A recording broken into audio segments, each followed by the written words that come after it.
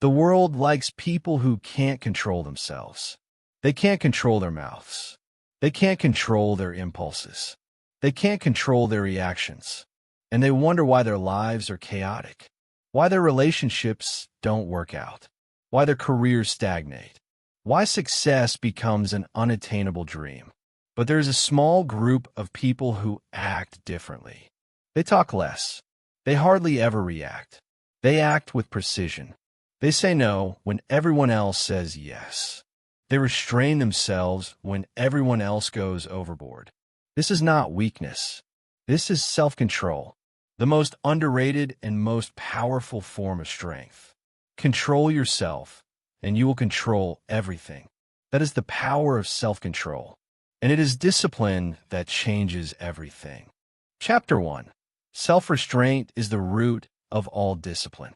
Every discipline you admire, every person you respect for their control, consistency, and power is built on one foundation: self-restraint. It's not talent. It's not luck. It's restraint.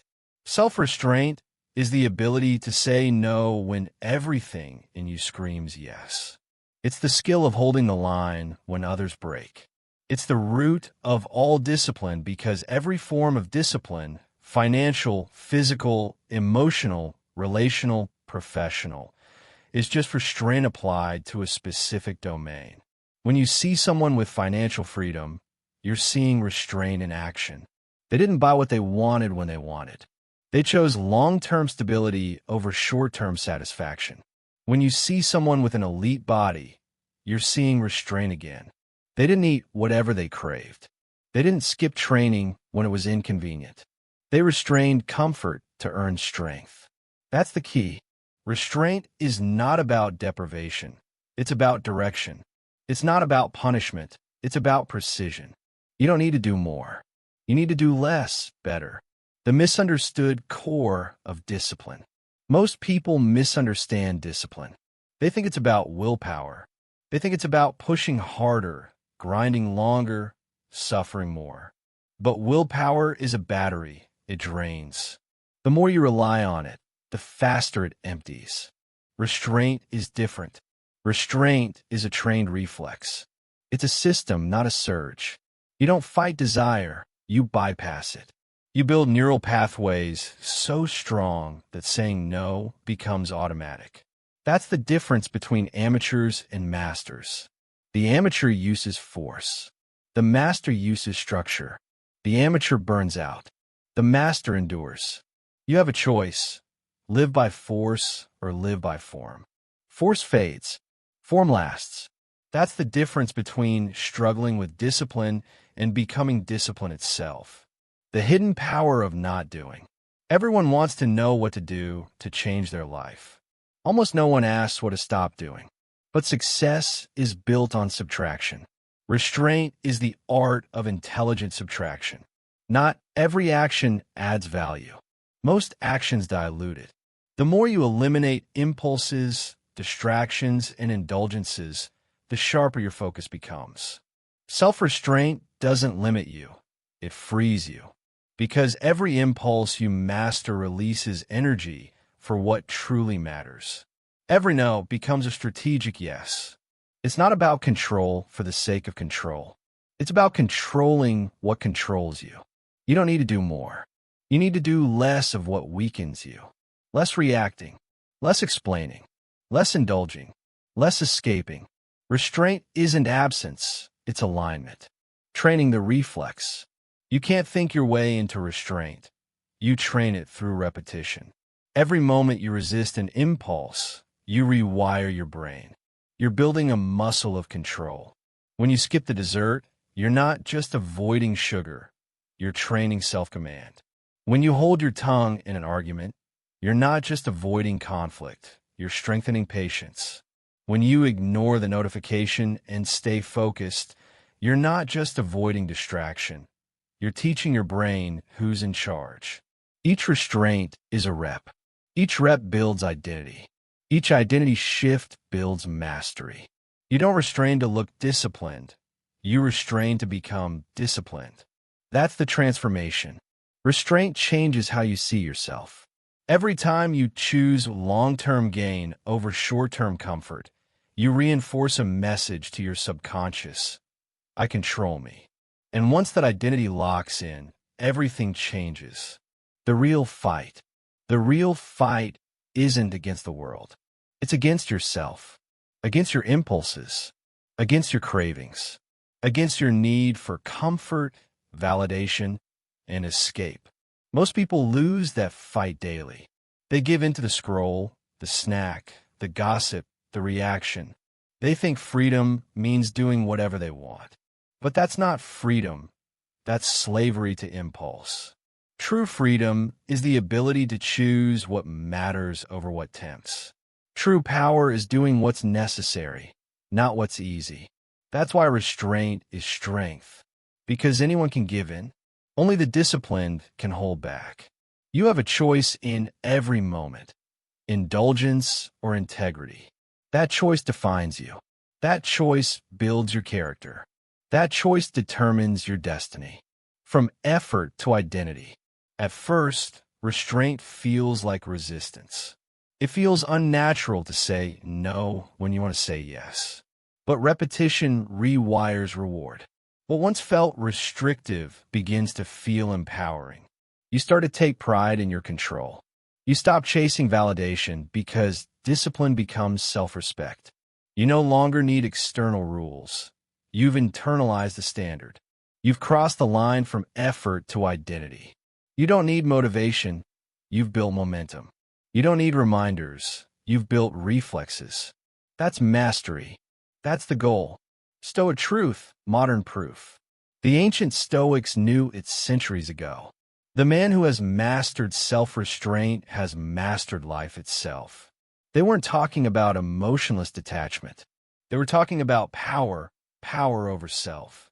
Because if you can restrain your words, you can protect relationships. If you can restrain your appetite, you can protect your health. If you can restrain your reactions, you can protect your peace.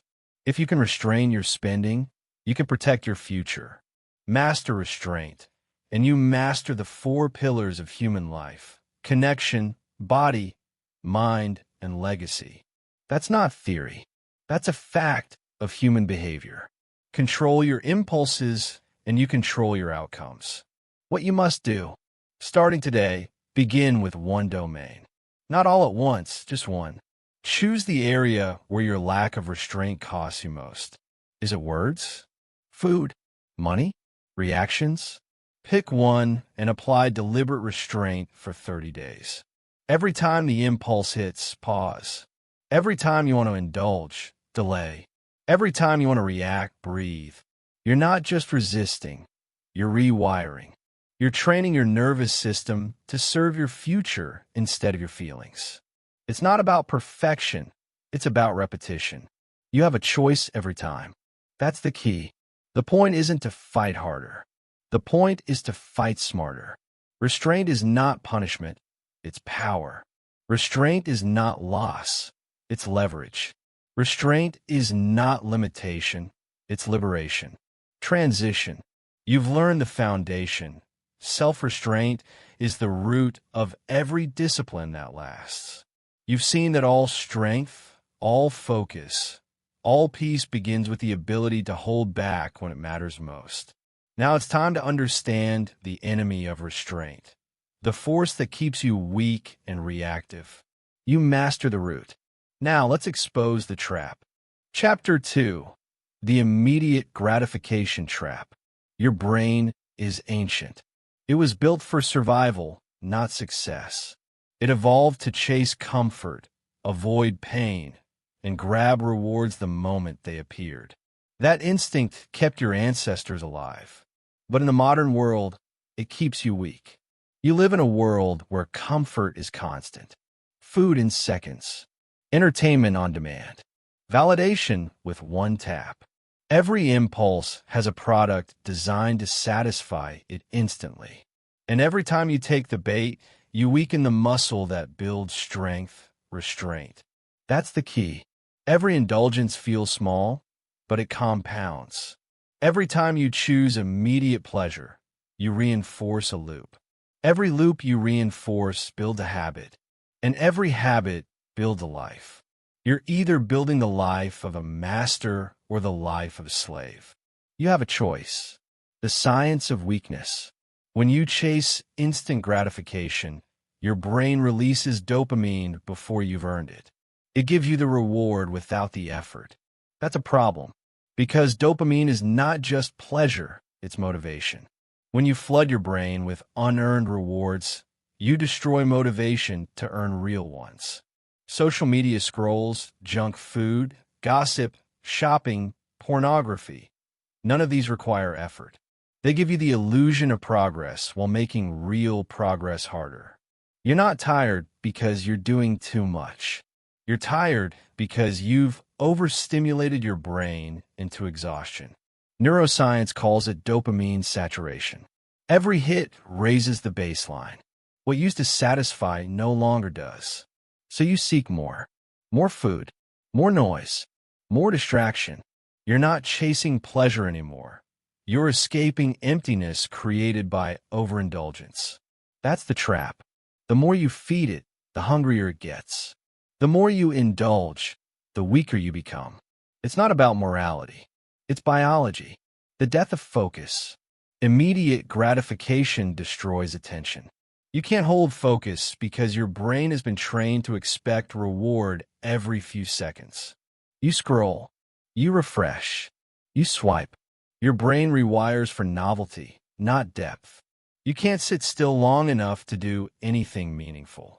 And because you can't focus, you can't finish. Because you can't finish, you can't build momentum. Because you can't build momentum, you can't feel progress. And without progress, you reach for stimulation to fill the void. That's the loop. That's the trap. That's how people waste decades while thinking they're busy. The courage to delay. Delayed gratification is the skill that separates the average from the exceptional. It's not about being patient. It's about being strategic. You choose the pain of discipline over the pain of regret. You choose the satisfaction of earned reward over the emptiness of unearned pleasure. You have a choice every moment. Short-term comfort or long-term strength. That's the line between ordinary and elite. Restraint is the bridge. Every time you delay gratification, you reinforce control. You send a signal to your brain. We don't serve impulse. Impulse serves us. That's the key. That's how you take back power. How to escape the trap. You can't break a lifetime of indulgence overnight. You break it through structured exposure to discomfort. Micro-restraints practice daily. Start small. Delay eating for 10 minutes when you feel hungry. Wait 24 hours before buying anything non-essential. Resist the urge to check your phone the moment it vibrates. Each pause is a rep. Each rep rebuilds the muscle of restraint. Do not underestimate small decisions. They rewire the circuitry of your brain. They create new pathways that favor control over compulsion. This is how you reprogram your biology for strength. The process is uncomfortable at first. Your brain will fight back. It will scream for the reward it's used to. But that discomfort is the sound of growth. Sit with it. Don't escape it. Own it. You have a choice. Tolerate temporary discomfort or live with permanent weakness. The illusion of productivity. Immediate gratification doesn't just show up as pleasure. It disguises itself as productivity. You check notifications because it feels like progress. You reply to emails instantly because it feels responsible. You consume motivational content instead of doing the work because it feels like learning. But it's all the same dopamine loop. It's still avoidance dressed as effort. That's the modern addiction, fake progress. You scroll, you click, you engage, but nothing compounds. You mistake activity for achievement, noise for movement, motion for meaning. You don't need more to do. You need more to resist. That's the key. Rebuilding the reward system. To win this game, you must reprogram how you experience reward. The rule is simple. Reward follows effort, never precedes it. You only earn dopamine after the work is done. Finish the workout, then enjoy the meal. Finish the deep work, then check the messages. Finish the savings goal, then buy the upgrade. When you link dopamine to discipline instead of indulgence, your brain becomes your ally again. You feel pleasure only after progress. That's how elite performers operate. They don't chase dopamine, they control it. They earn it. You have a choice: be ruled by chemistry or master it. The long game. Self-restraint isn't glamorous. It doesn't get applause. It doesn't give quick results. But it compounds. The person who delays gratification consistently becomes unstoppable, because every sacrifice today buys leverage tomorrow. Every moment of restraint accumulates into power. Every act of control compounds into freedom. It's not about doing less, it's about doing right. It's not about punishment, it's about precision. It's not about deprivation, it's about direction. The people who can delay pleasure shape the world. The people who can't serve it. The assignment. Your task this week. Pick one habit of immediate gratification and interrupt it. Just one. If it's food, delay the first bite. If it's your phone, delay the first check. If it's comfort, delay the escape. Every delay is a declaration. Every pause is progress. Every restraint is a vote for the person you're becoming. Remember, you don't need their permission to change. You don't need motivation to begin. You need only one thing: restraint in action. You have a choice. That's the key. Transition. You've seen how the brain's craving for instant gratification is the root of modern weakness. You've learned how every act of indulgence steals your future. Now it's time to move from the internal to the external, from the impulses in your mind to the words leaving your mouth. Because the next form of restraint is the one that determines your relationships, your reputation, and your respect. You mastered the mind. Now let's master the mouth. Chapter 3. Restrain your mouth. Gain respect. Words build empires. Words destroy them too. Your mouth is the most dangerous weapon you own. It can earn trust or end it. It can open doors or close them forever. You have a choice every time you speak. You can seek validation, or you can project power. You can react, or you can restrain. You can say something to feel better, or say nothing to become better. That's the key. Restraint isn't silence for silence's sake. It's silence as a strategy. It's control disguised as calm. Most people think they're losing when they don't respond. In truth, they're winning. The weakness of the unfiltered.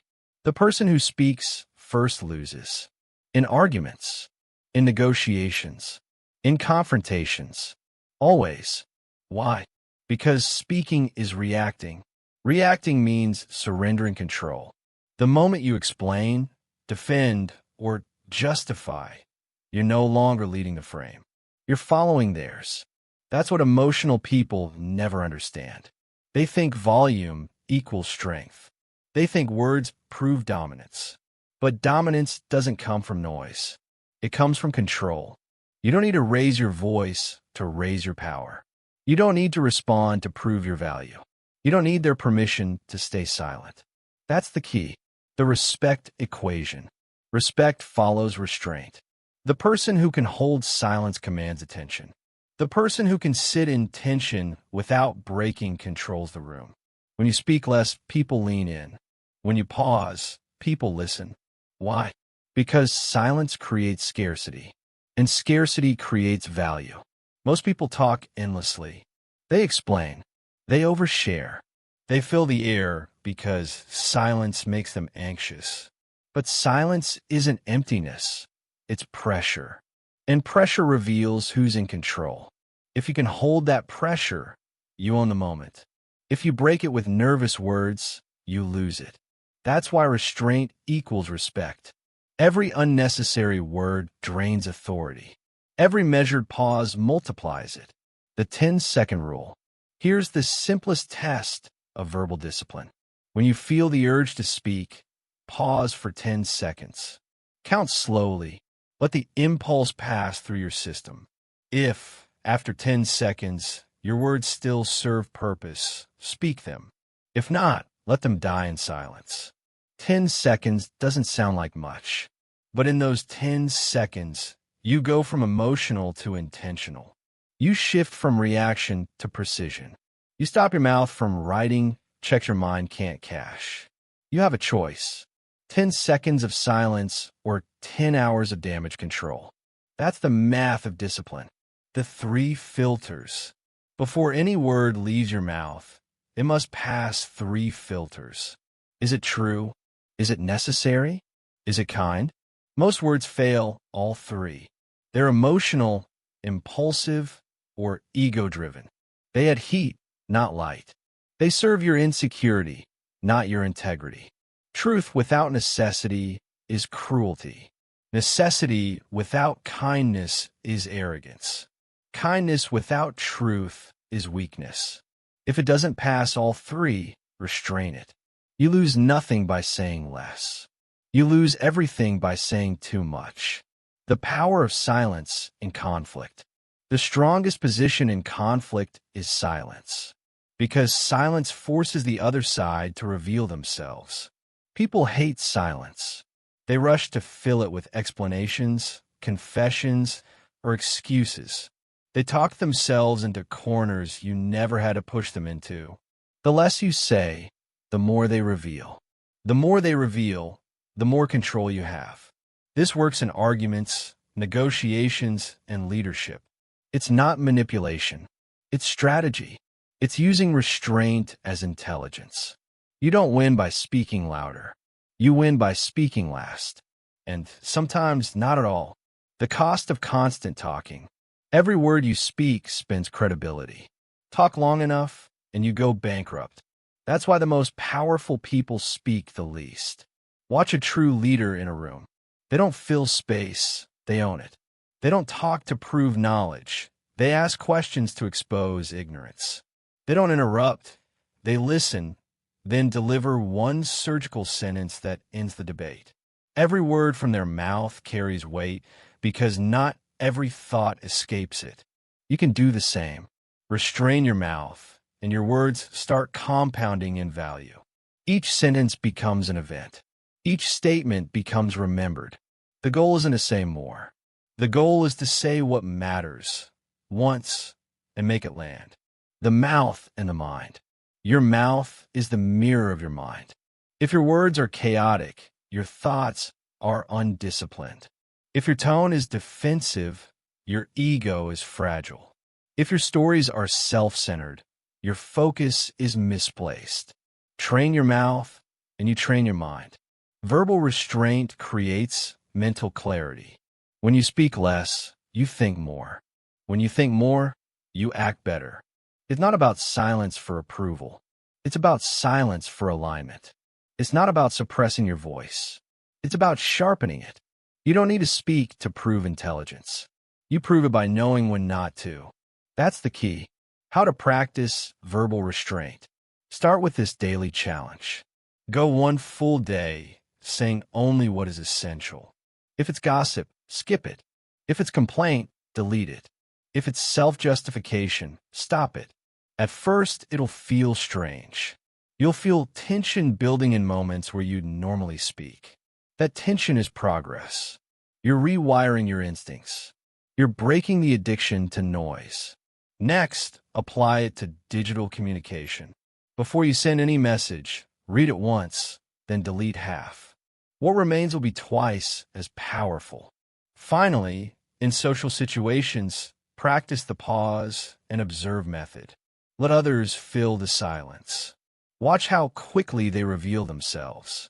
Watch how much respect you gain by simply listening. Restraint is rare. Rarity is valuable. Real power speaks softly. Real power doesn't shout. It doesn't rush. It doesn't explain. It simply speaks, and everything stops. That's what verbal restraint builds. When you finally speak, it means something. When you make a statement, it lands like a verdict. Because your silence has built anticipation. Restraint turns every word into currency. Spend it wisely. The lesson: Most people lose opportunities not because they're incapable, but because they talk themselves out of them. They reveal too much. They react too fast. They mistake talking for strength. Don't make that mistake. Let your restraint speak for you. Let your silence do the talking. You don't need to defend every accusation. You don't need to comment on every issue. You don't need to prove you're right to be right. Silence validates itself. You have a choice. You can talk like everyone else or move like no one else. Choose restraint. Choose control. That's the key. Transition. You've learned how verbal restraint builds respect. You've seen how silence multiplies authority. Now it's time to take that principle deeper beyond words into the body. Because if you can control your tongue, but not your hands, your restraint isn't real yet. Physical impulse is the next battlefield, and your body is the next training ground. You master the mouth. Now master the flesh.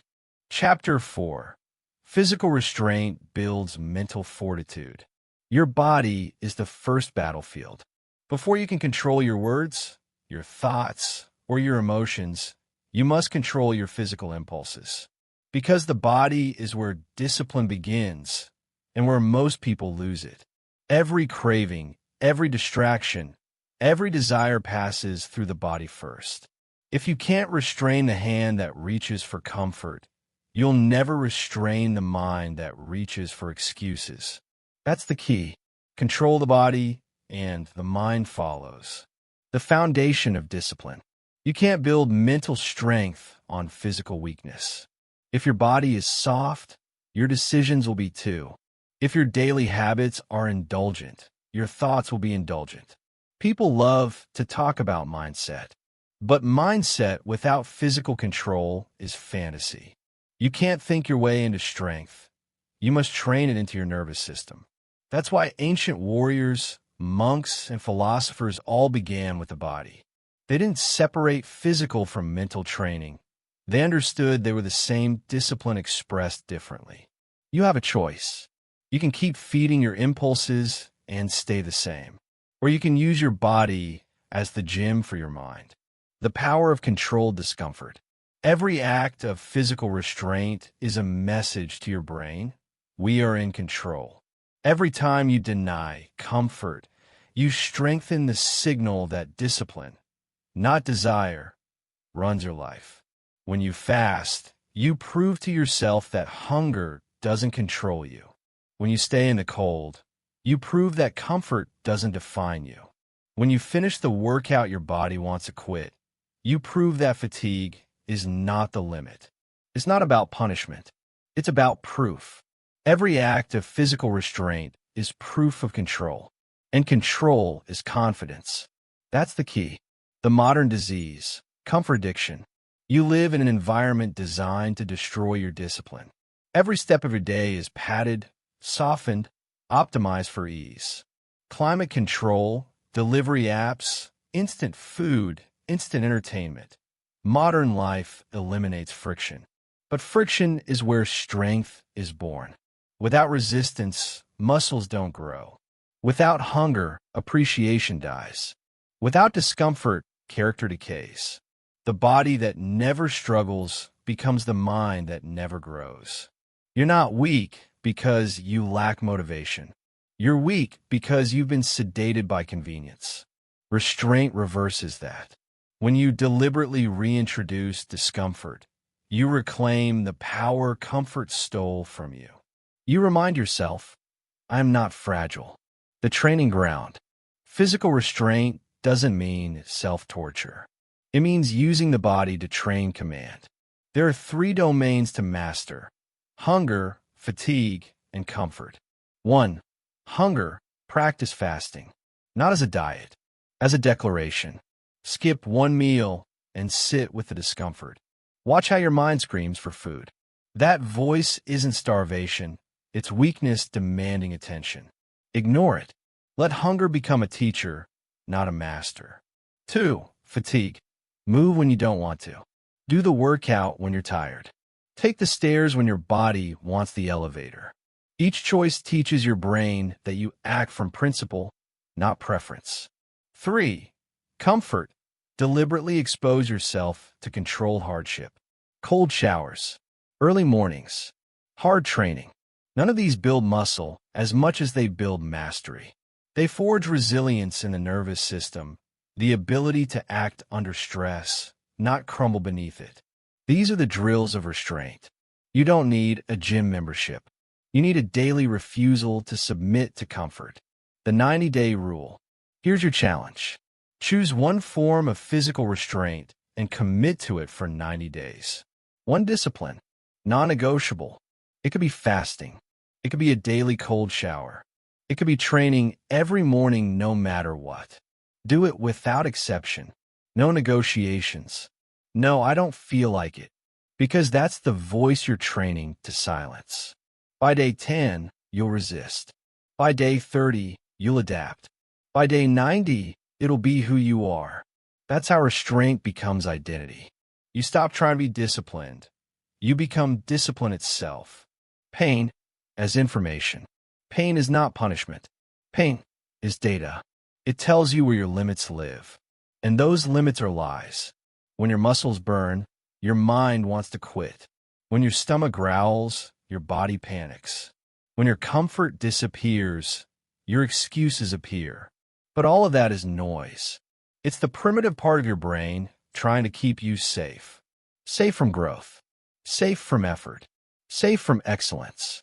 You have a choice. Listen to pain as a command or read it as information. Pain says stop. Discipline says observe. That difference is the difference between mediocrity and mastery. The confidence of control. You can tell when someone practices physical restraint. It shows in their presence. They move slower. They speak less. They radiate calm power because they've faced discomfort daily. They've already fought the battle within. External pressure doesn't shake them. When you master the body, life stops feeling overwhelming. Why? Because nothing the world throws at you is harder than what you've already endured voluntarily. That's the secret of confidence. It's built through controlled suffering.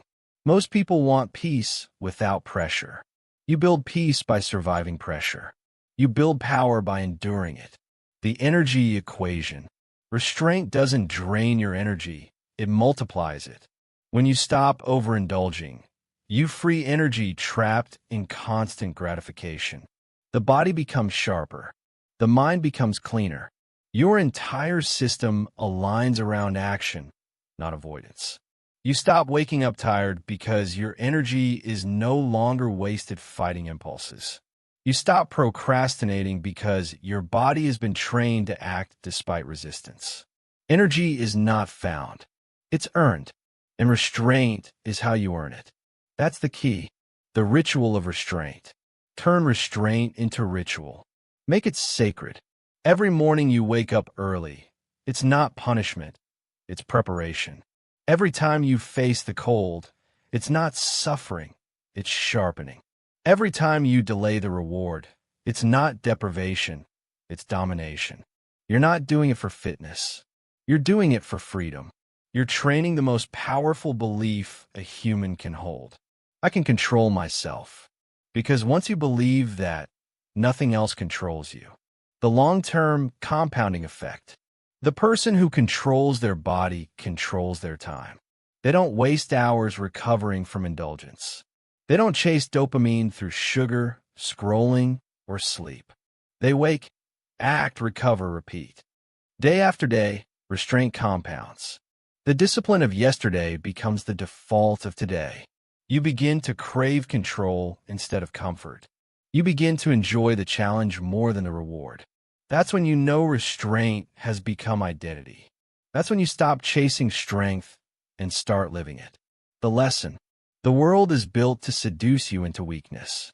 Every click, every comfort, every craving is a test. But every test is an opportunity. Each temptation resisted builds another brick of fortitude. You don't need motivation. You need rules. You don't need inspiration. You need consistency. You don't need to feel ready. You need to do it anyway. Your body is not the enemy. It's the classroom. Every rep, every fast, every discomfort is a lesson. And the lesson is always the same. Control yourself or be controlled. That's the key. Transition. You've learned to control the mouth. You've learned to control the body. Now it's time to master the hardest battlefield of all, the emotions. Because physical restraint without emotional restraint is still instability. Your hands can be steady while your heart is chaos. And that chaos destroys everything it touches. You master the flesh. Now, master the fire within.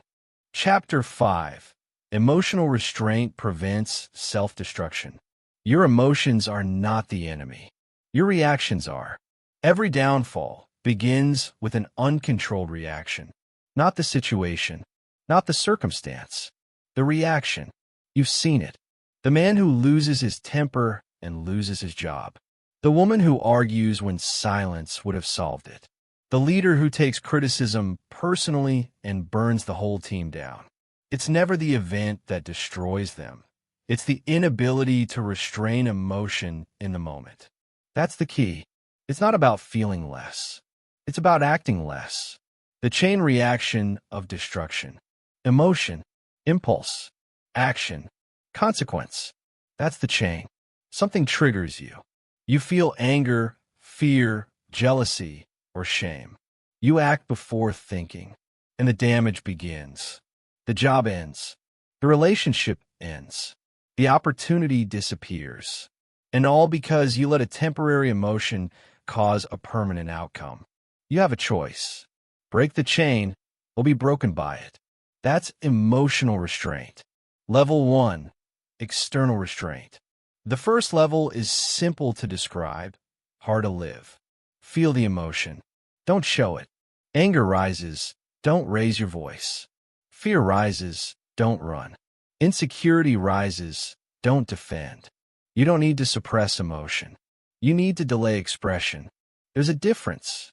Suppression denies reality. Restraint delays response. That delay is where control lives. Every time you choose not to yell, not to cry, not to overreact, you're training the mind to pause before detonating. That pause is progress. That pause is power. You have a choice. Release emotion or redirect it. Level 2. Internal restraint. External restraint stops the visible explosion. Internal restraint prevents the invisible one. It's easy to stay calm in public and rage in private. That's not mastery. That's containment. Containment still leaks energy, time, and focus. Internal restraint means you refuse to feed emotion with thought. You don't replay the insult 10 times. You don't analyze every word of the argument. You don't carry the resentment into tomorrow. Because rumination is reaction disguised as reflection. You think you're processing. You're just reinforcing pain. Every replay strengthens the emotional circuit. Stop rehearsing suffering. Cut the loop. You can't stop emotions from rising, but you can stop them from ruling. That's the key. Level 3. Preventative restraint.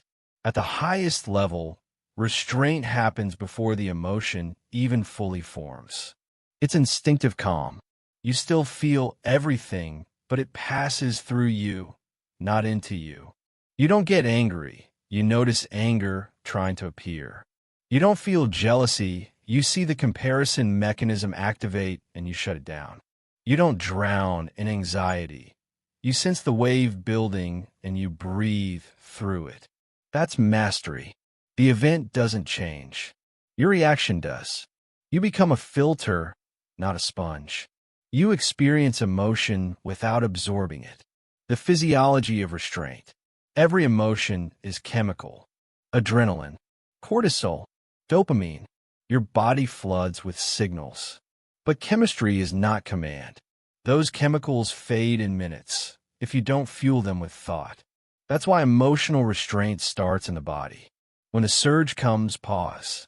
Breathe through the nose. Exhale longer than you inhale. Ground your senses. Notice one sound, one sight, one texture. That physical grounding pulls the brain out of the storm and back into control. It's not magic. It's biology. Your breath is a lever. Use it. That's the key. The framework. Feel, label, redirect. When emotion hits, follow this 3-step protocol. Step 1, feel.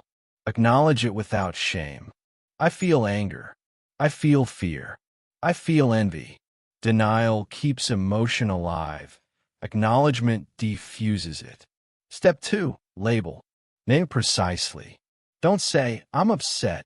Say, I'm frustrated because my boundary was crossed. Specific labeling shifts brain activity from the amygdala to the prefrontal cortex, the thinking center. Naming emotion has its power. Step 3, redirect. Turn the energy toward action that serves your long-term goal. Channel anger into progress. Channel fear into preparation. Channel sadness into perspective. You don't kill emotion, you convert it. That's discipline. Emotional strength is built through exposure. You can't learn restraint in theory. You must earn it in chaos. You must practice staying calm while being tested. That's how emotional muscle grows. The next time someone provokes you, see it as training, not threat. The next time you feel insulted, see it as practice, not pain. Every trigger is a rep. Most people avoid emotional stress. You must seek it deliberately, strategically. Expose yourself to controlled tension until calm becomes your default. That's how you stop being reactive. That's how you become reliable. That's how you build fortitude that others can feel. The discipline of the gap. Between emotion and expression, there's a gap.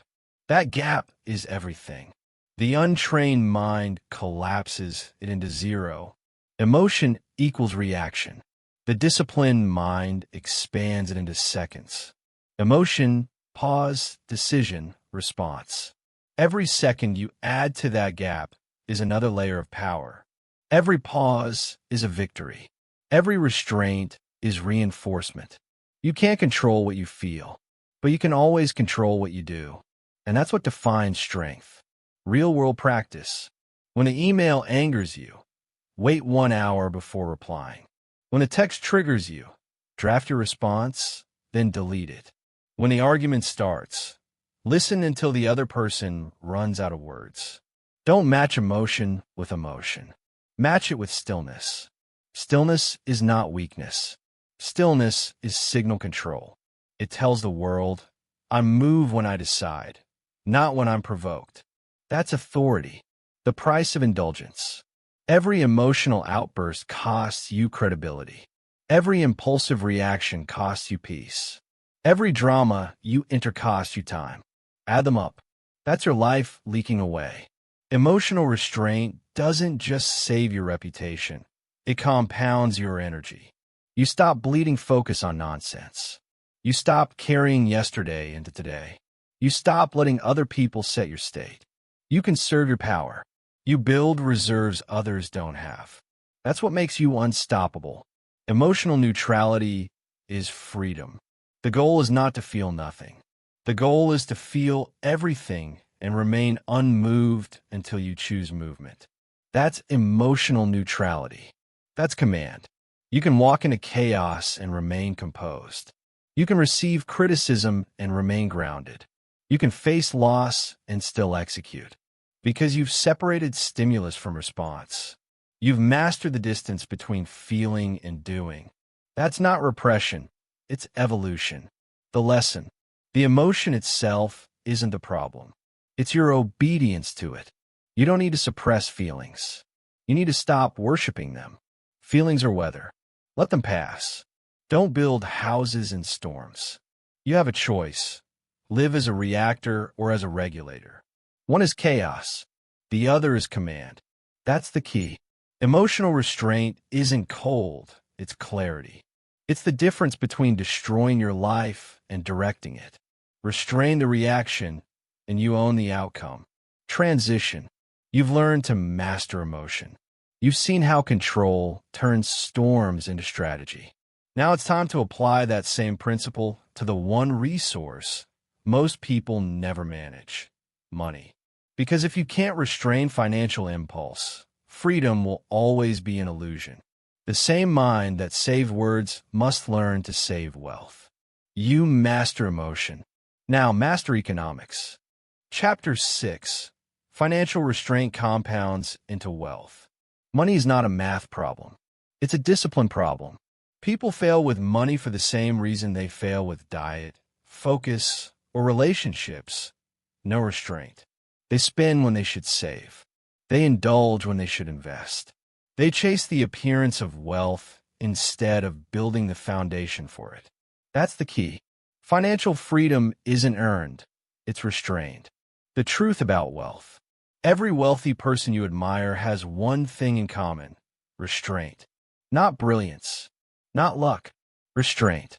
They spent years saying no when everyone else said yes. They delayed gratification while others chased comfort. They built when others consumed.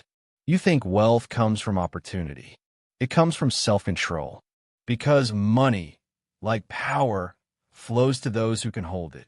If you can't hold your impulses, you can't hold your wealth. That's the truth no one wants to hear. The illusion of affording it. Most people don't go broke because they're poor. They go broke because they can't restrain desire. They say, "I can't afford it." What they mean is, "I can't survive it." Affording isn't surviving the purchase. Affording is thriving after it. If you can't buy it twice, you can't afford it once. That's the rule. It's simple, brutal, effective. You apply it to every purchase: car, vacation, gadget, lifestyle upgrade. If you can't buy it twice without touching debt, you're not ready. And that restraint, repeated 1,000 times, becomes your fortune. The cycle of compulsion. Here's how financial weakness grows. You earn. You feel the high of income. You reward yourself. You spend more. You feel in control because you're earning. Then the spending rises faster than the income. Now you're trapped. More money doesn't fix it. Because the problem isn't income, it's impulse. You don't need a raise. You need restraint. Wealthy people live by a different equation. They earn. They save first. They spend last. They make every dollar prove its purpose before it leaves their hand. That's the discipline. That's why they stay free while others stay frantic. The 72-hour rule. Impulse spending is emotional spending. It's dopamine disguised as necessity. You can break that pattern with one habit: the 72-hour rule. When you want something non-essential, write it down. Wait 3 days. If after 72 hours you still want it, and it serves a real purpose, buy it.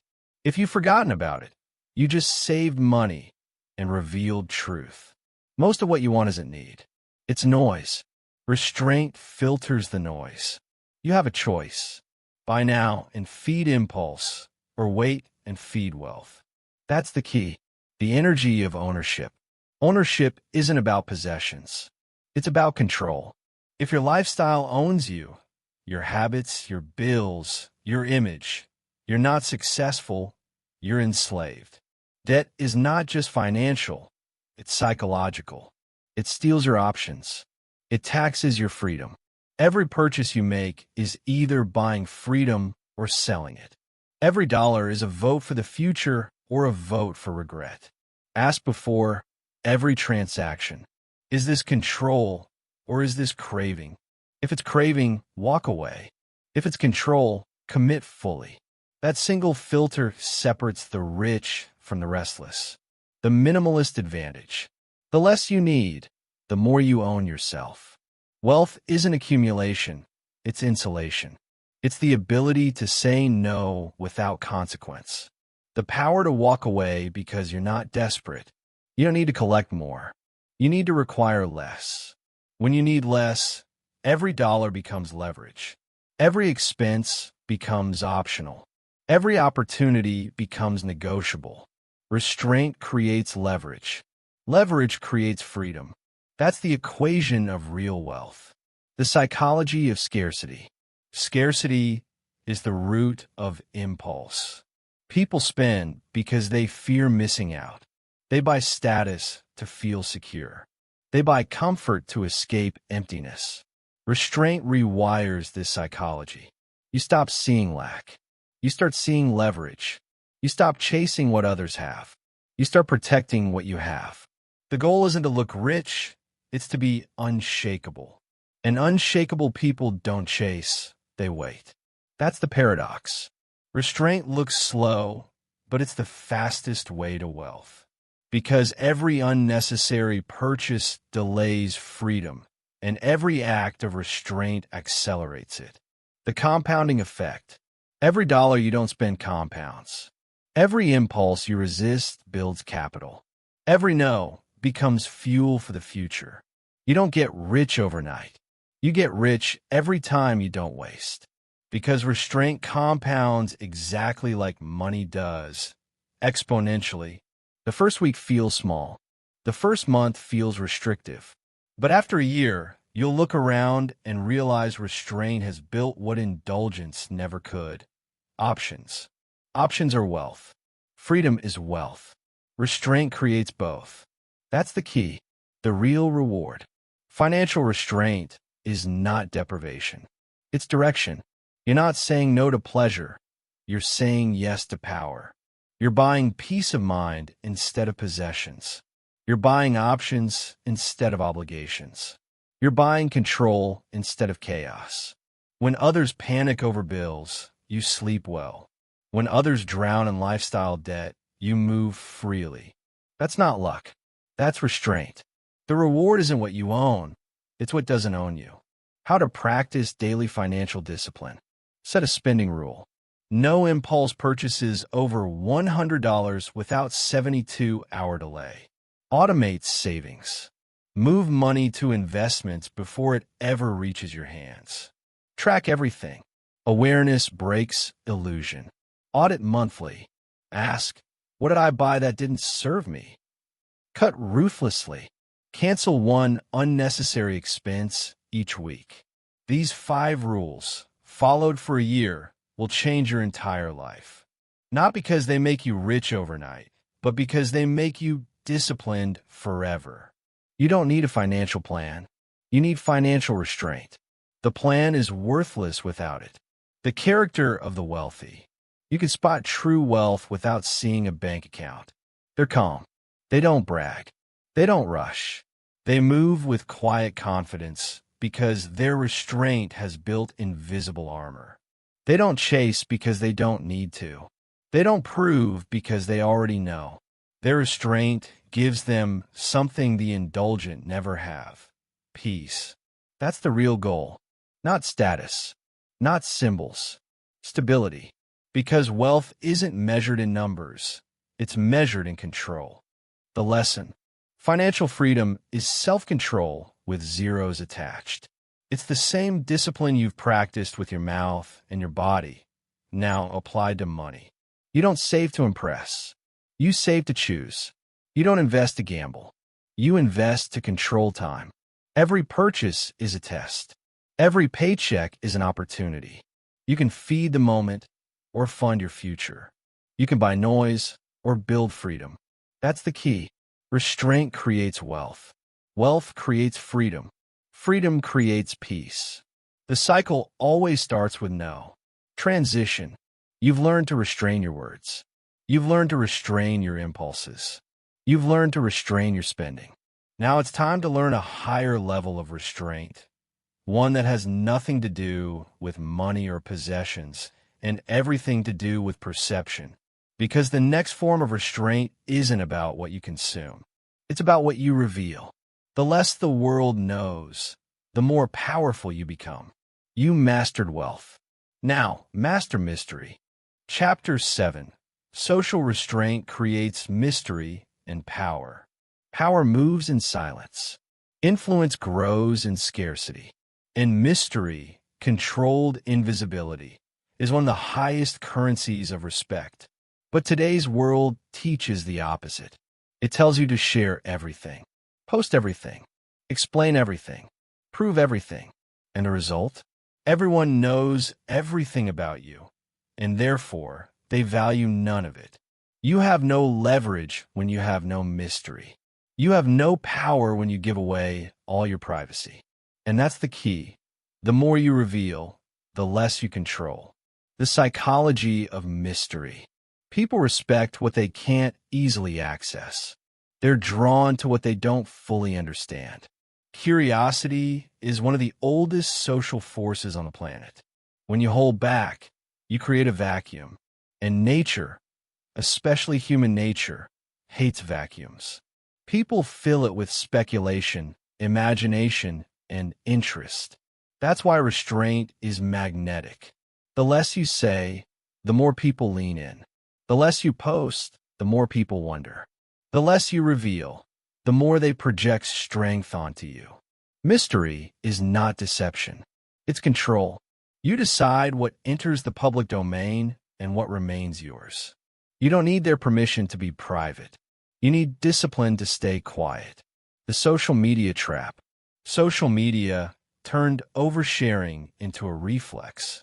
It's built to reward impulsive exposure. You get dopamine for every disclosure, validation for every vulnerability. You think you're connecting. You're actually devaluing yourself. Every story, every selfie, every post telling people what you're doing or feeling is a transaction. You trade power for attention, and attention fades. You can't control what people think once you've given them the blueprint to your mind. But you can control what they know, and that's where social restraint begins. Start by posting less. Stop broadcasting every plan, every emotion, every movement. Because what's visible becomes vulnerable, and what's rare becomes revered. The rule of scarcity. Scarcity creates value. Every market, every economy, every relationship operates on this law. If everyone has it, it's cheap. If few have it, it's priceless.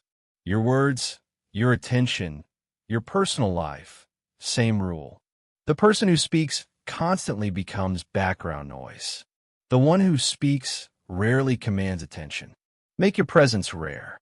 Make your opinions expensive. Make your personal life sacred. You have a choice. Chase relevance or command respect. You can't do both.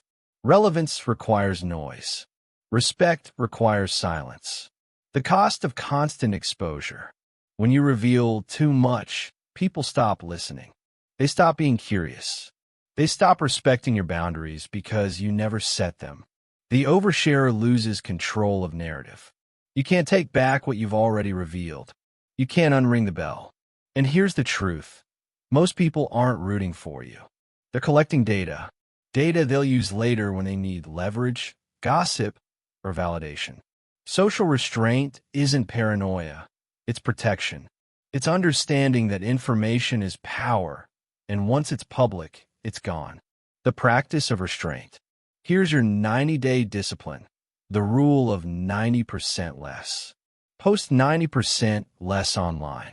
Talk 90% less about your goals. Reveal 90% less about your private life to casual acquaintances. Give 90% less emotional access to people who haven't earned it. You'll notice something strange. At first, people will push for more. They'll ask questions. They'll test your silence. Don't fill the silence. Let work. Soon they'll stop testing. They'll start respecting. And your words will start to matter again. The power of ambiguity. Clarity builds trust. Ambiguity builds intrigue. You need both. You should be clear about your principles, but ambiguous about your plans. Clear about your values, but private about your methods. Clear about who you are, but silent about what you're doing next. That's how leaders maintain control. That's how power endures. People can't attack what they can't define. They can't compete with what they can't predict. Ambiguity protects you. Restraint shields you. That's the key. Conversations as currency. In every social interaction, words are currency. Spend them like money. Most people go broke with words, talking endlessly, explaining themselves, defending opinions, sharing gossip. Every unnecessary sentence leaks status. The disciplined communicator invests words, doesn't waste them. They use silence strategically. They know when to speak, when to hold, and when to walk away. Silence makes people uncomfortable, but it also makes them reveal themselves. The more they talk, the more data you collect. The more you listen, the more control you gain. That's the secret of social power: restraint in speech, mastery in observation. The energy of privacy.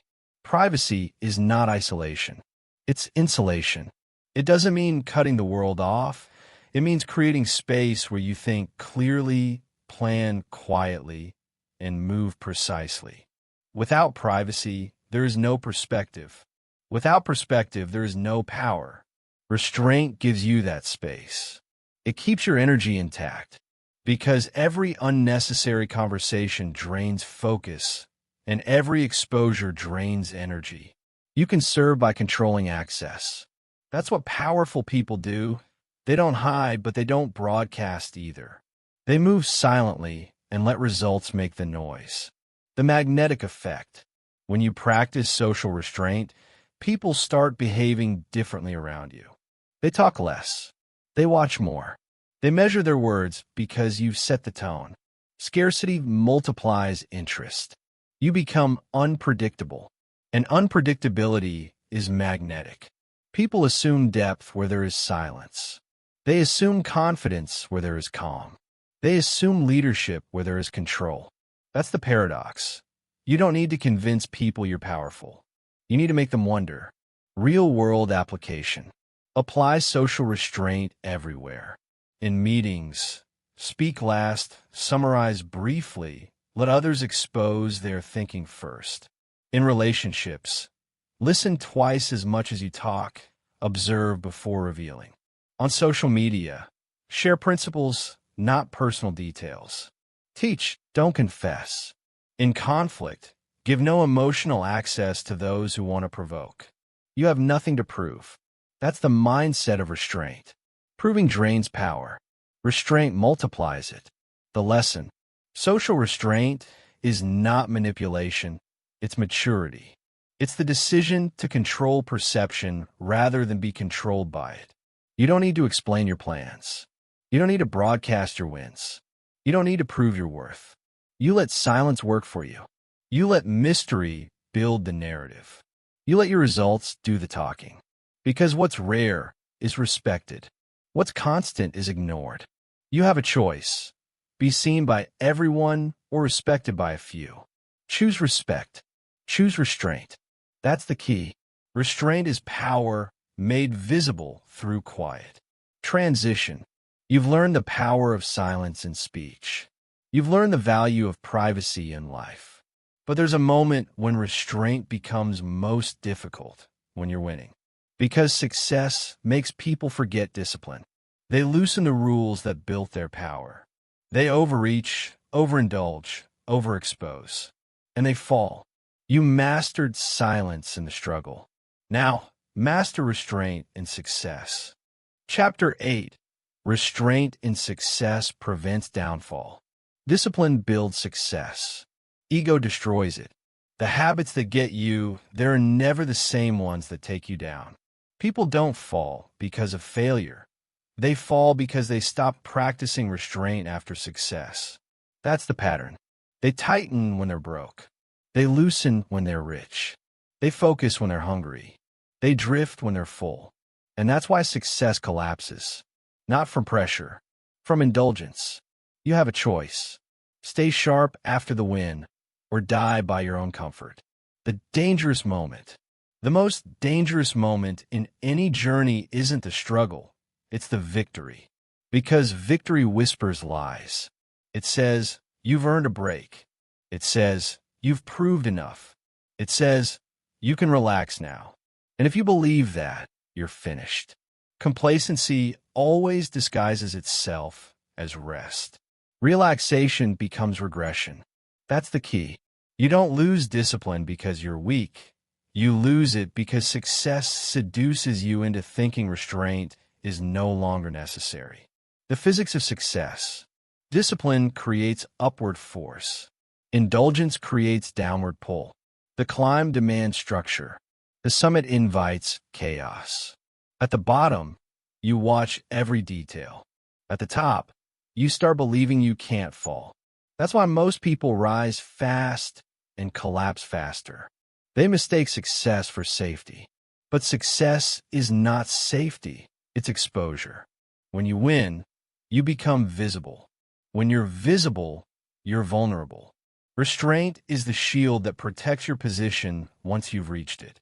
In victory, tighten your belt. This principle is ancient. The warriors of old lived by it. After battle, when celebration was loudest, the disciplined tightened their belts instead of loosening them. Why? Because victory creates weakness.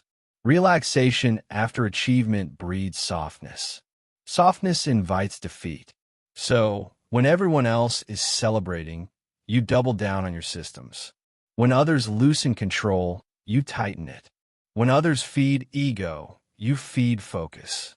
That's how you keep winning while others plateau. Restraint isn't punishment, it's protection. The ego trap. Ego is success's parasite. It feeds on praise. It thrives in comfort. And it dies in discipline. When you start believing your own hype, restraint dies quietly. You start overextending. You start overspending. You start overtalking. You start thinking you're immune to consequence. You're not. No one is. Ego makes you forget that the same rules that applied at the bottom still apply at the top. Restraint is eternal. It doesn't expire because you succeeded once. Success tests character more than failure ever will. Because failure humbles you. Success tempts you. The humble sustain success. The tempted lose it. The 3 restraints of victory. To survive success, you need 3 forms of restraint. First, restrained celebration. Victory makes people loud. They post. They boast. They broadcast. That noise draws envy, competition, and complacency. You don't owe the world your celebration. Celebrate privately. Build quietly. Move forward immediately. Second, restrain expansion. Success creates opportunity, but not every opportunity is meant for you. People expand too fast because they confuse momentum with mastery. Don't scale what hasn't stabilized. Don't add before reinforcing. Expand after proof, not after excitement. Third, restrain narrative. When you start winning, people will tell stories about you. You'll be tempted to believe them. Genius. Natural. Unstoppable. Don't inhale that smoke. Restraint means staying grounded in reality when praise inflates illusion. That's how you survive success. The psychology of hunger. Hunger is focus. It's not about food, it's about drive. And success kills hunger if you don't protect it. You have to manufacture hunger when comfort appears. Wake up earlier. Train harder. Revisit the mindset that built you. You can't wait for external pressure. You must create internal pressure. Discipline must outlive desperation. That's the formula. Most people only grind when they need to. Masters grind when they don't. That's restraint. Doing what still works even when you no longer need it. The expansion illusion. The moment people see success, they want to multiply it instantly. More projects, more people, more promises. They believe growth equals progress. But most growth is just disguised distraction. Expansion without restraint destroys infrastructure. It stretches you beyond strength.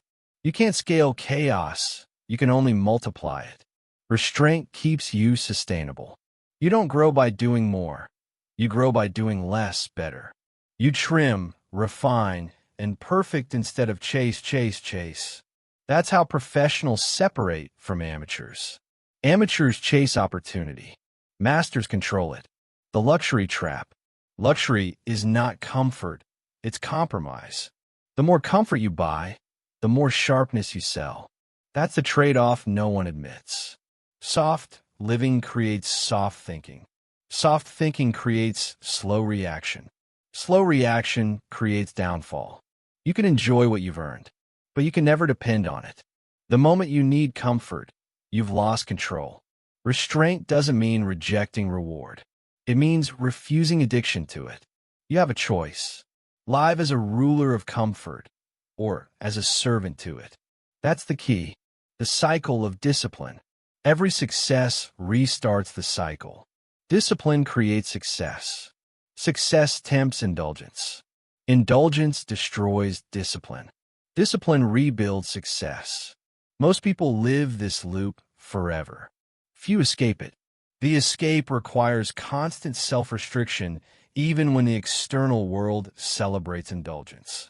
You hold yourself tighter when the world loosens. You stay hungry when the world gets full. You remind yourself, the reward for restraint is more control, not more comfort. That's how you become untouchable. Real-world practice. Here's how to practice post-success restraint daily. Audit your ego. Ask weekly, where am I acting entitled? Limit exposure. Say no to opportunities that distract from your core mission. Preserve privacy. Don't let success make you public property. Delay upgrades. Stay in the same car, same home, same rhythm for 6 months after a win. Reinvest in discipline. Use success as fuel for sharper standards, not softer ones. These are the rituals that preserve longevity. Anyone can win once. Few can keep winning. The difference is restraint, the true measure of mastery. You're not tested when you lose. You're tested when you win. Because success reveals character faster than struggle ever could. It shows whether your discipline was real or temporary. If success changes you, you weren't disciplined, you were desperate. If success doesn't change you, you've mastered restraint. The real champions look the same after victory as they did before it. Same habits, same hunger, same humility. That's the standard. That's the discipline that separates legends from the forgotten. The lesson: restraint built your success. Only restraint will protect it. You can celebrate or sustain. You can't do both. You can expand or refine. You can't do both. You can feed ego or preserve discipline. You can't do both. You have a choice. Every victory asks the same question. Will you tighten or will you loosen? Choose tightening. Choose continuation over celebration. Choose silence over spotlight. Because the only thing harder than building success is maintaining it. And maintenance is built on restraint. That's the key. Transition. You've now learned how restraint sustains victory. How control protects what ego would destroy. But there's one final paradox to master. The most counterintuitive truth of all. The less you do, the more you gain. The less you take, the more you have. The less you express, the more you influence. Because restraint doesn't shrink power, it multiplies it. You mastered victory. Now, master the paradox. Chapter 9. The Restraint Paradox. Less is more. Here's the paradox. No one believes until they live it. The more you restrain, the more you gain. The less you do, the more you control. The less you chase, the more you attract. That's not philosophy, it's physics. Everything in life expands through focus compression. Fire needs oxygen, but too much and it dies. Power needs action, but too much and it scatters. The same is true for you. You think you need to add more. More work, more words, more noise. But most of what holds you back isn't what you lack. It's what you refuse to remove. You don't need more power. You need less leakage. You don't need more speed. You need less distraction. That's the key. The law of subtraction. The undisciplined live by addition. The master lives by subtraction. The average person asks, what more can I do? The disciplined person asks, what can I stop doing? Every layer of greatness is built through reduction. The artist removes unnecessary strokes. The athlete removes wasted motion. The strategist removes weak moves. Less clutter, more clarity, less talk, more precision, less effort, more impact. Restraint is not limitation, it's concentration. You're not losing freedom by saying no. You're gaining direction by cutting noise. The moment you understand this, your life sharpens. The economy of energy. Energy is finite. You wake up with a limited balance. Every thought, every reaction, every distraction is a withdrawal. Most people go broke before noon. They leak energy into arguments, opinions, impulses, and comparisons. Then they wonder why they have no focus left for what matters. The master protects energy like wealth. They spend it deliberately. They waste none. Restraint is energy management. You don't fight fatigue, you prevent it. You don't chase motivation, you conserve power. The paradox is simple. When you do less, you do it better. When you stop reacting to everything, you start mastering something. The illusion of more. The world worships more. More productivity, more connection, more achievement. But more is a trap. It disguises chaos as progress. It convinces you that movement equals momentum. Most people aren't moving forward. They're just moving faster toward burnout. You don't need more hours in the day. You need fewer leaks in your time. You don't need 10 priorities. You need one. And you need the discipline to say no to everything that doesn't serve it. Restraint isn't doing less for the sake of comfort. It's doing less for the sake of excellence. That's the key. The power of precision. When you restrain, you refine. Precision is what separates professionals from amateurs. Anyone can swing wildly at every opportunity. The master chooses one strike that lands perfectly. Focus is force multiplied by restraint. You compress attention until it cuts through resistance. That's why restraint feels powerful. It's not because you're doing nothing. It's because you're doing exactly what matters and nothing else. You don't chase 100 moves. You master one until it becomes automatic. That's power through focus. That's progress through subtraction. The paradox in relationships. The same rule applies socially.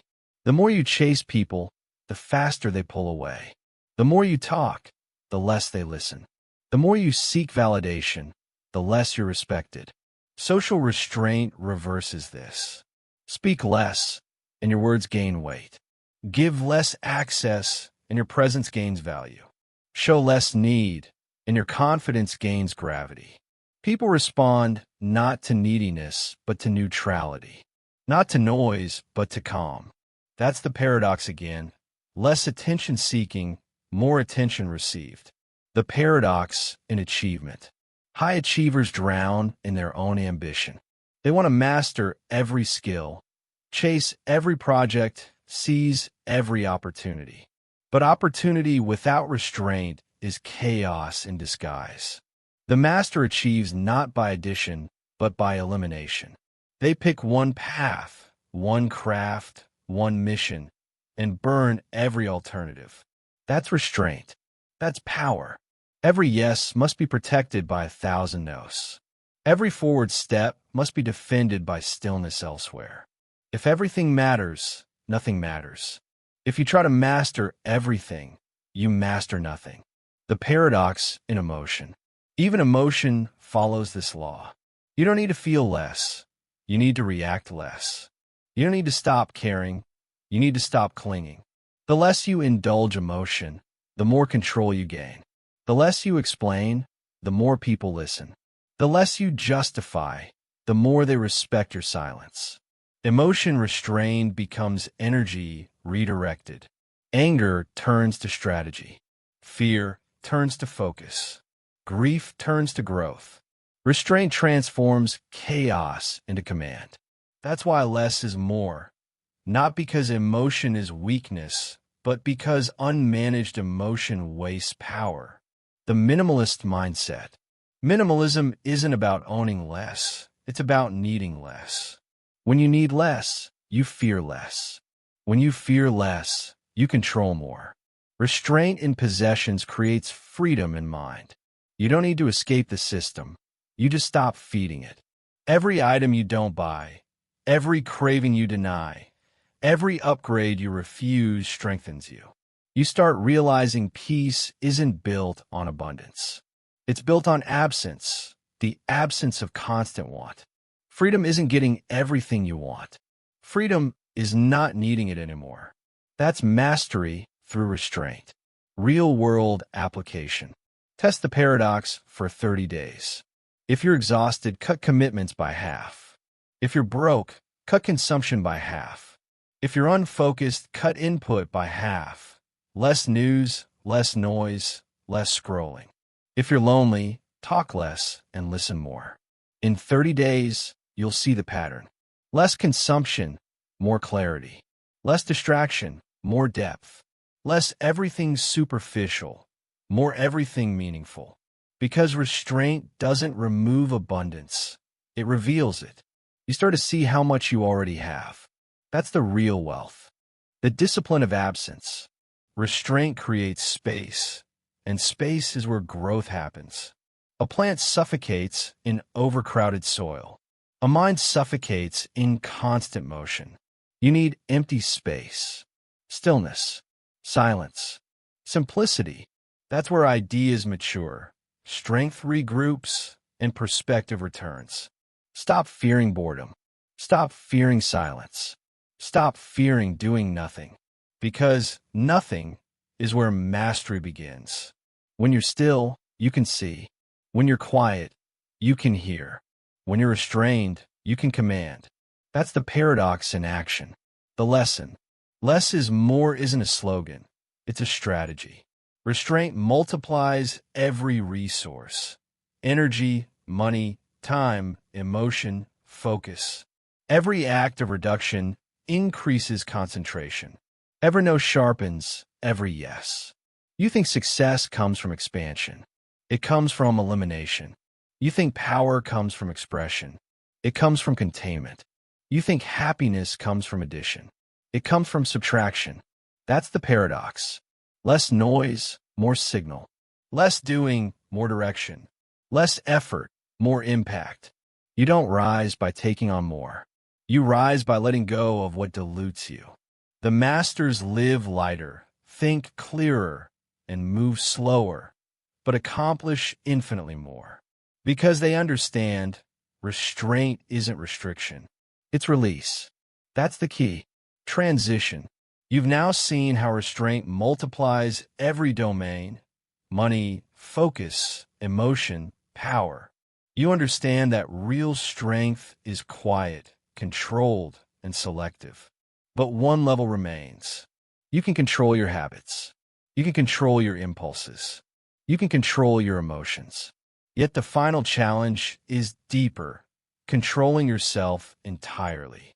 Because total restraint isn't a tactic. It's an identity. You've learned the paradox. Now, you'll build the mindset that makes restraint unbreakable. Chapter 10. Building the unbreakable restraint mindset. Discipline begins as a decision. Restraint ends as an identity. At first, you practice control. Then, you become control. That's the transformation, when restraint stops being effort and becomes nature.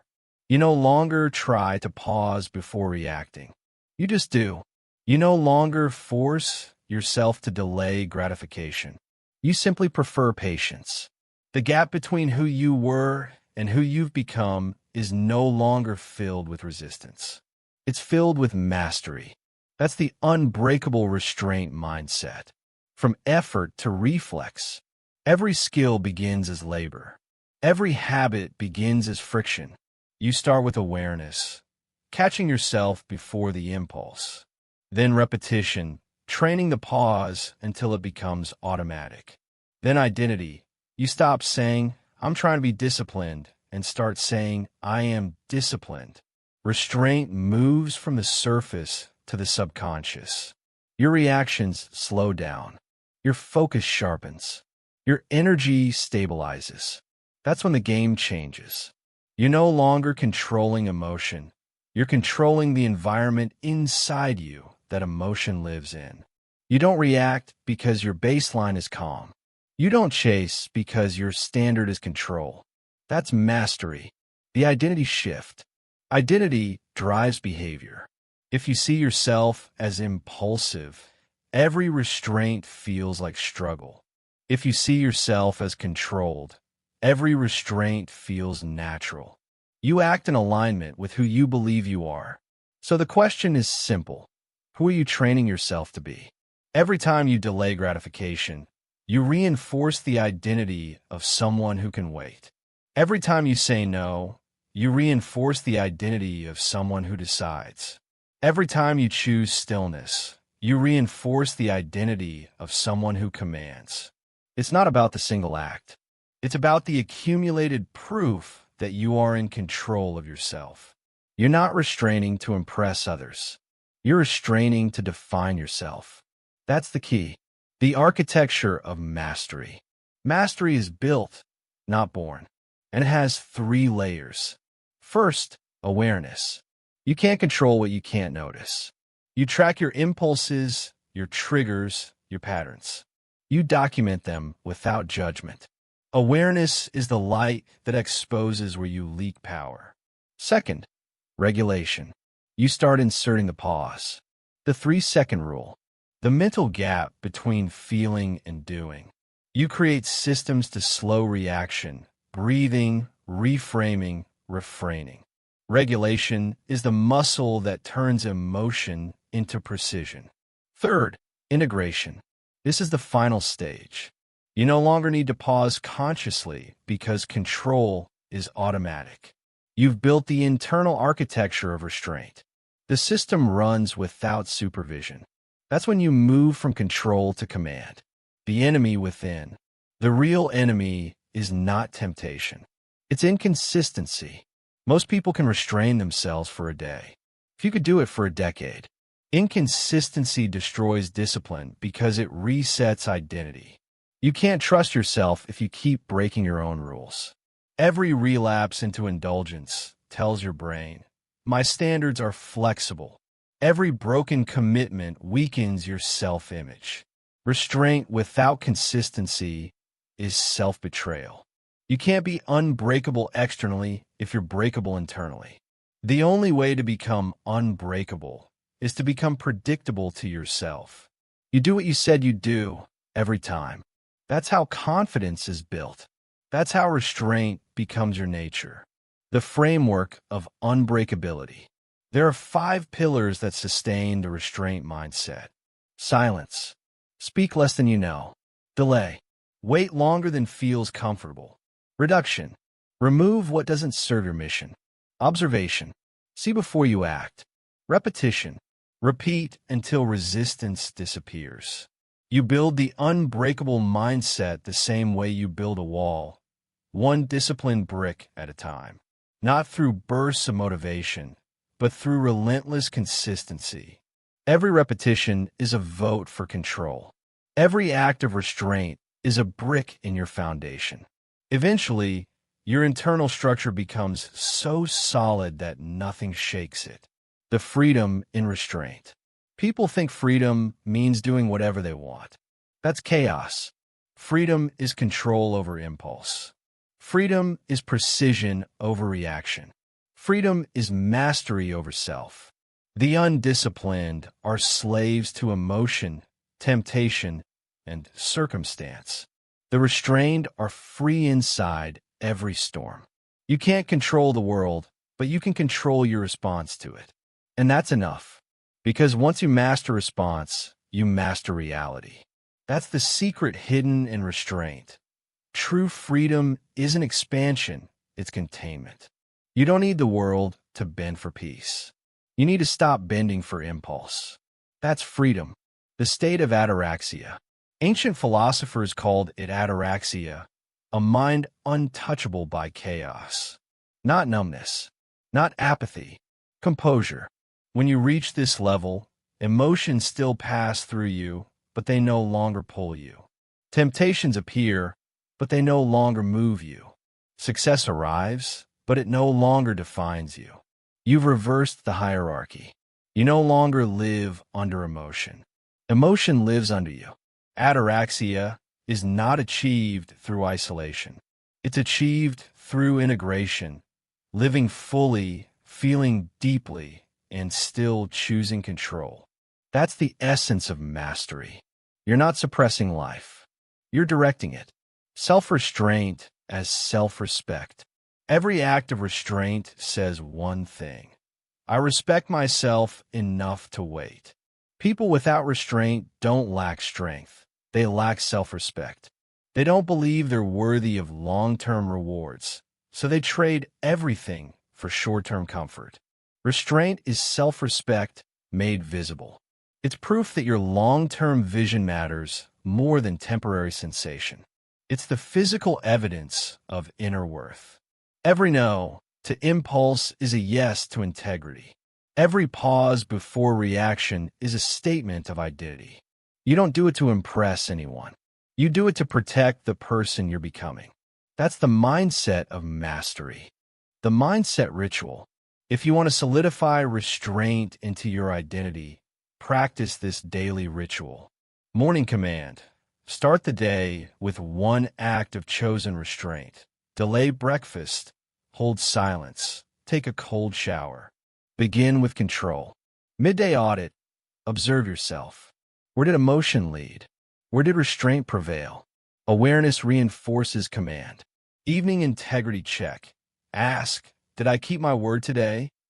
If yes, you build strength. If no, you rebuild tomorrow. This simple triad, command, awareness, integrity, rewires your brain to operate from stability instead of stimulus. Repetition turns ritual into reflex. Reflex turns control into nature. That's the unbreakable cycle. The lesson. You've reached the end of the path. But restraint has no end. It's not a finish line. It's a framework for life. You've learned that every form of discipline, physical, emotional, financial, social, comes from one root: self-restraint. You've seen how restraint delays gratification, sharpens focus, builds strength, and protects success. You've learned that less is more, that silence is power, that control is freedom. Now you understand that restraint is not what limits you. It's what defines you. You're not just someone who practices control. You're someone who is control. And when restraint becomes identity, nothing external can break you. Not temptation, not failure, not success, not time, because the unbreakable person doesn't need the world to behave. They've mastered the only battlefield that matters: themselves. That's the key. That's the end. And it's only the beginning. You've built the architecture of mastery. You've seen how restraint multiplies strength across every domain. Now, the next time the world tests your patience, tempts your emotion, or provokes your reaction, pause. Remember this line: control yourself, and you control everything. This is the power of self-restraint. Now you have the knowledge. Self-control is not weakness. It is the root of all strength. Every discipline you desire, financial, physical, emotional, social, professional, is just self-control applied consistently. You know that your brain drives you toward immediate gratification and that you must train yourself to delay gratification through daily micro-choices. You know you must control what you say, because words cannot be taken back and silence commands respect. You know that physical self-restraint builds mental fortitude through fasting, exposure to cold, and intense training. You know that emotional self-restraint prevents the self-destruction that ruins more lives than any external enemy. You know that financial self-restraint turns into wealth, while overspending keeps you broke. You know that social self-restraint creates mystery and power, while oversharing makes you invisible. You know that self-restraint in success prevents a fall, while indulgence in success guarantees it. You know the paradox: less is more, restrict more, gain more. And you know that maximum restraint creates unshakable peace, and complete mastery of yourself. From now on, choose one area to focus on controlling for the next 90 days. Control your spending. Control what you say. Control what you eat. Control your reactions. Choose just one thing and master it completely. Notice how this single practice of control spreads to all other areas of your life. Because control in one area generates control in all other areas. Master control. Master yourself. Master everything.